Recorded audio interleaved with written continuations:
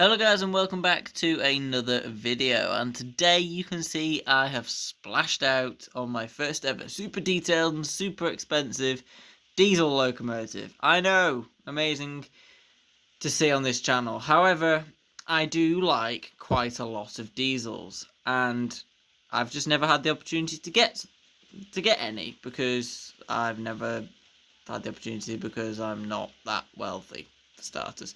Anyway, let's gloss over that. So, you can hear the rain. As you will have seen in my Peckett review, I did have this running in the background, which you didn't see, because I wanted it to be a surprise. Hopefully you guessed correctly about the locomotive, because I did say it wasn't steam. So, say hello to my Class 66 by Bachmann, and the first of many super expensive, super detailed locos to come as diesels, especially from Bachmann, with more locos coming very soon. So, my first diesel, well, not my first, I've got a couple of others, and I do have the Class 03, but when I'm on about diesels, I mean this sort of size, you know, this really big, heavy, powerful size of diesel. Like, my other sort of one of this size is the 60 and the 47. The 47 is really old and not in the best nick, and my 60 is an old Lima one. So, anyway, back to the 66. Today we're going to review this locomotive. I'll show you what you get inside of the box and bits and bobs like that. We'll also give it its first run and have a diesel video with the Class 60 running as well, which you don't often see. And then we will come to our final conclusion about this loco later on. Now, all I'm saying is it's fabulous. So, let's get to the detail then, and yeah, there's a lot of it.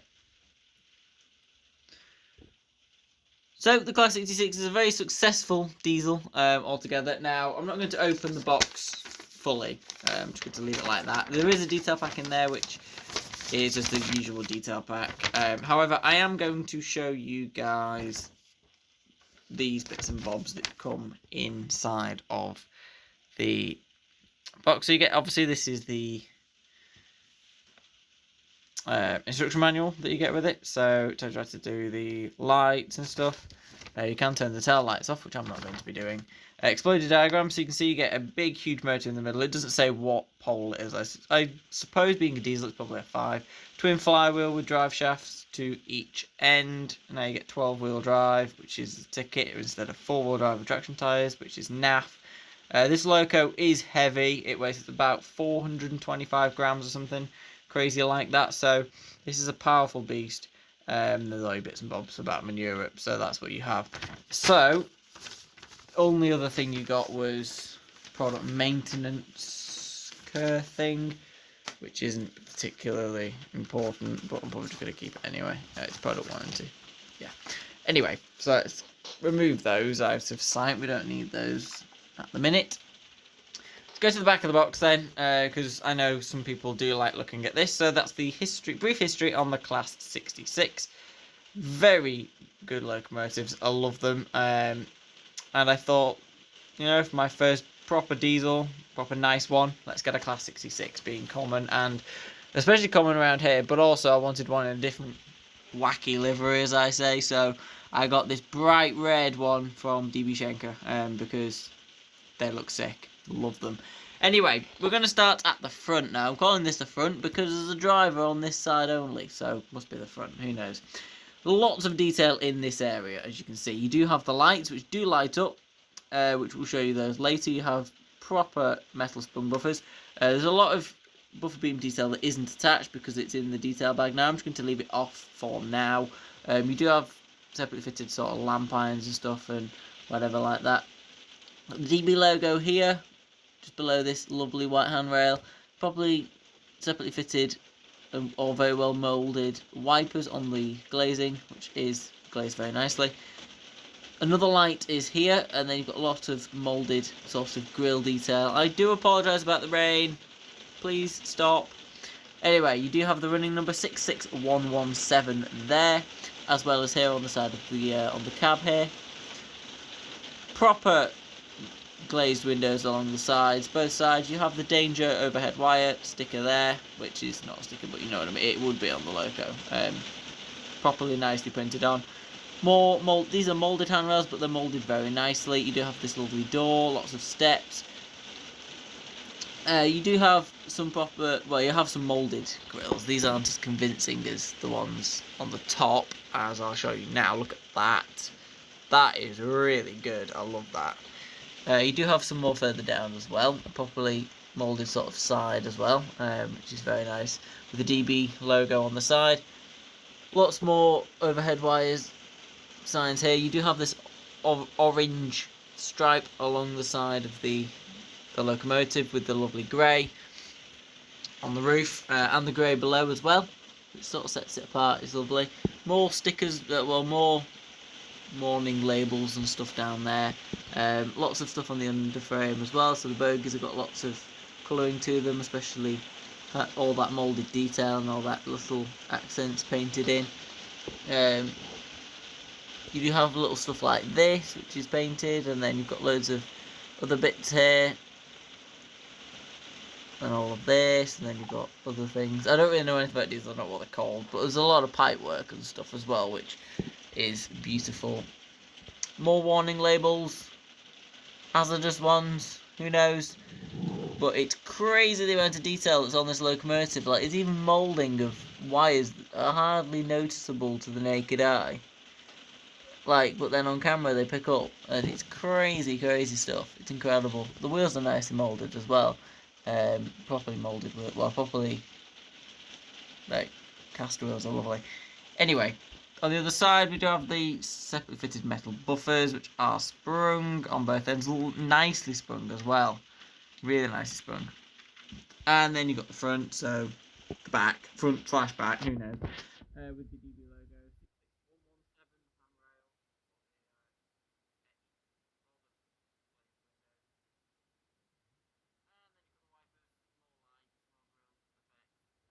On the roof, lots of moulded detail and separately fitted bits and bobs, and you do have this, which I believe is probably the exhaust system, which attaches to the engines.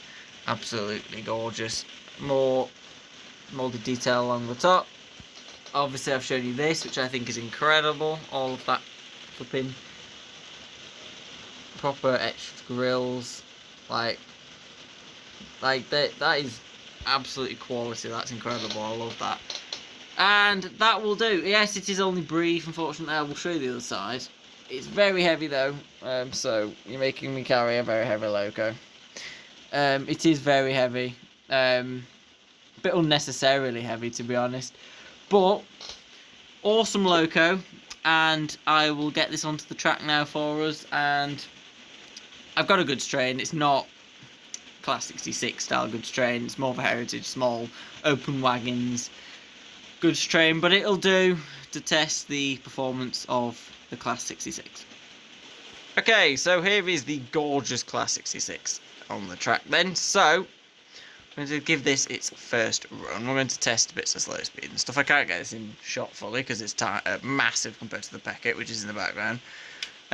So let's turn up the power and see what we can do. You can see the lights coming on.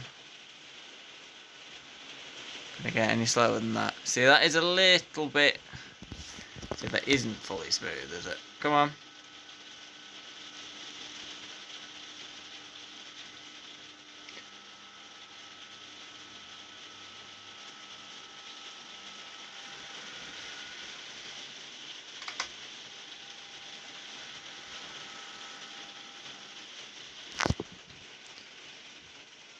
It is good though, as a loco, but it's not that good at slow speed. I mean, that's really slow, and it's pretty smooth at that. Stop stopping, come on.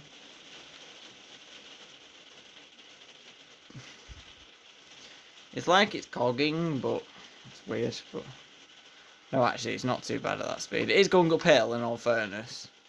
Let's try it on the descent. Yeah, it's good at that speed. Like, I don't think you can get really any slower than that. I mean, with the weight and stuff, and the fact that it's got, like, 12 driven axles and it has to work lights. I'm not surprised. It's not incredible at the slow speed, to be honest. But it is like the flywheels. Let's have a look. Turn it off. Let's try it on the other controller.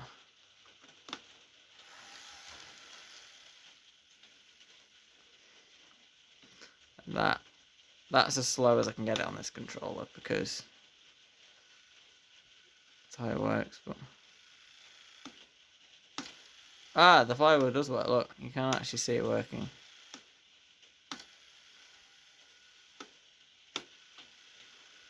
It's a non-feedback controller, by the way. There you go. So that's a non-feedback controller. And then that's the feedback controller. Speed is very competent. So anyway, that's the Class 66. It runs very well, very smooth, gorgeous. It's not the greatest slow speeder, but in all fairness, let's be honest, it is heavy and has to lug 400 and odd kilos around, and it has 2 drive shafts, 2 flywheels that the motor needs to manage. So let's be honest, it's pretty decent anyway, and it's very slow. I mean, it can't do the incredible crawls that are unrealistic. So it's sort of realistic to what it would be able to do in reality, so I'm okay with that. Anyway, let's get the Class 66 underway then. I will get the 60, which is in the background, alongside it, pulling a different sort of train, and we'll watch them go around for a bit. So then, there we go, that's the Class 66. It has a train of open wagons. Now, let's be honest, that isn't what a Class 66 would normally pull. I don't really have things that it can, but that'll be a nice, sufficient load for it. Should be quite nice. I have some nice new wagons, courtesy of Kelly Ashford as well. These are lovely Bachmann ones. Some of the good stuff there. And then we have the Class 60, which is my old Transrail one by Lima, Bofell 60015. This is not what I call a diesel in my sort of term. Like, that with its lights and its super detailed sprung buffers, like, you know, the Modcon's 12-wheel drive. This has got 4-wheel drive with 2 traction tyres. A really sort of poor mechanism instead of the big motor with 2 drive shafts and like bearings and stuff. This loco does not. However, I do love it. I think it's awesome. This was my first diesel that I bought because the only other diesel that I had, apologies about the rain, the only other diesel I had was courtesy of Jack, which is his Class 47. So this is my first actual proper diesel that I bought myself, I think. One of the very first anyway. So, you can see the 2 differences between these. Like, there's a big difference. Now, eventually, I'm going to get myself a proper brand new Class 60, and I think I'm going to get it in this livery to match the Class 66. Because, well, this isn't going anywhere. This baby is staying with me as long as possible. However, I still want a proper modern Class 60. I think that will be very interesting to see. Anyway, the Class 60 has some box vans, some new ones as well, which you've never seen before. And let's get them underway. So we're going to start with the Class 60, get that out of the way first. It is a bit loud, but oh no, we've had a disaster already. That's what happens when you don't... Whose idea was this? Oh no, it was mine, wasn't it? I can't say that. It's mine. I can't pull the loco. The problem with the loco is I can pull the Class 66 because it's not going traction tyres, but if I'm struggling so badly to pull that Class 60. It's impossible because it's got flipping traction tyres and stuff, which are on the way out anyway. I don't like traction tyres at all. I hate them. They annoy me. So let's get underway. Let's go. Bit of a dodgy one on the second radius, but that'll be fine. And the Class 66 then. The lights coming on there. Look at how beautiful is that. Sort of slow and beautiful. Lots of different types of wagons, different colours. Tried to make it as colourful as possible. Okay, there goes the Class 60. Let's get some shots of this beauty. You don't often see this in videos because I hardly ever run it, but you can see the differences though. Look at the fat couplings and stuff. There's the Class 66. And it is a lot louder than the Class 66 as well. Nice bus there.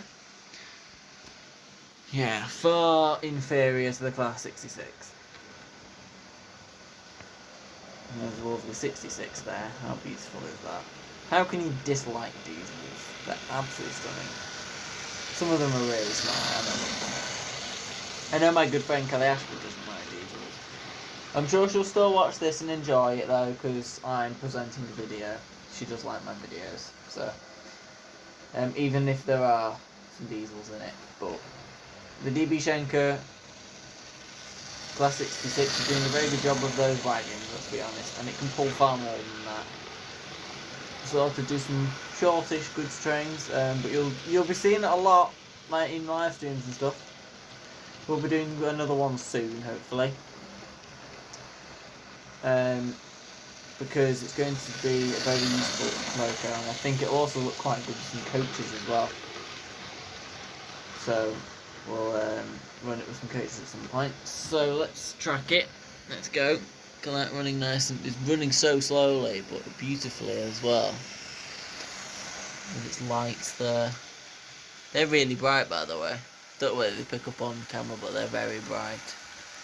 Then you got the rear ones as well. I like the rear ones being on. It's nice to see the red lights. And then we have the 60, which is a little bit faster. So we've got the Tug, which is the nickname of the 60s, I believe, and then the Sheds. Because they have a shed style roof, which you can see, you know, with the pointy angle at the top. I love the 66. I'm growing, this loco is going on me day by day by day, even more than it was when I bought it at Chester Model Shop. Like, this loco is verging into becoming one of my favourite locos that I have in my collection. Definitely, because it's stunning. I love it. I think it's awesome. Love it, love it, love it. Anyway, let's watch the Class 60 go by. I do love the 60 as well now, but the thing is, the 60 is going to grow on me a bit more as well now, that the fact it's got a loco that it can run around with. I need to make that a little bit more interesting, because I don't often run the 60, but now that the diesels are coming into the collection, which is what I've wanted for quite a long time, it's like quite a nice thing to see instead of just steam locos all the time. And I'm telling you, the next loco, which I'm hoping is going to be another diesel, the next one that I buy after, well, obviously there are locos that are coming for Christmas presents and stuff, but the next loco that I purchase myself, I think, will also be a diesel. And all I'm saying is the next diesel is going to be a stunner, and I'm hoping you will absolutely love it when it comes. I'm not going to give any secrets to what the diesel is, but there are quite a few diesels on my list though, so it'd be nice to see another one soon. Loving the 60 and the 66. Enjoying these two.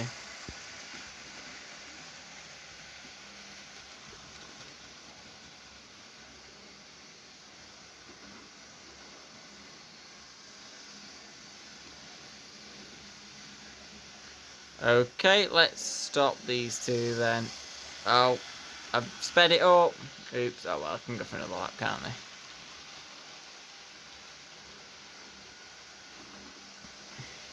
Who's going to get to me first?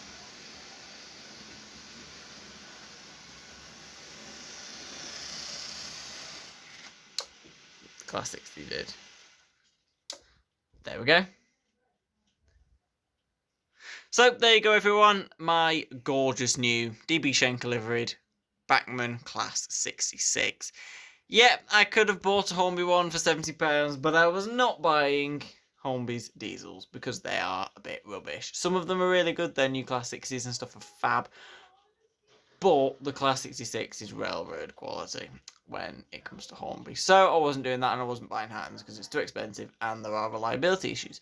So I thought, Bachmann 66 is there, my opportunity to get my first super detailed gorgeous diesel, and I did. And I'm very pleased that I did, because this loco is superb. So, camera focus, please. What do you think of it? I hope you like it also. Bit of a diesel action in the collection now. Seen some more diesels. And yeah, I love it.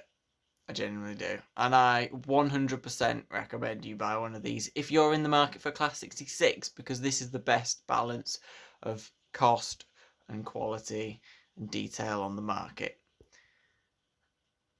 So, yeah, basically, thanks all for watching. Make sure to subscribe, put that notification bell on, and if you would like to see any more videos, comment what you'd like to see. I'll do lots more running sessions and live streams very soon.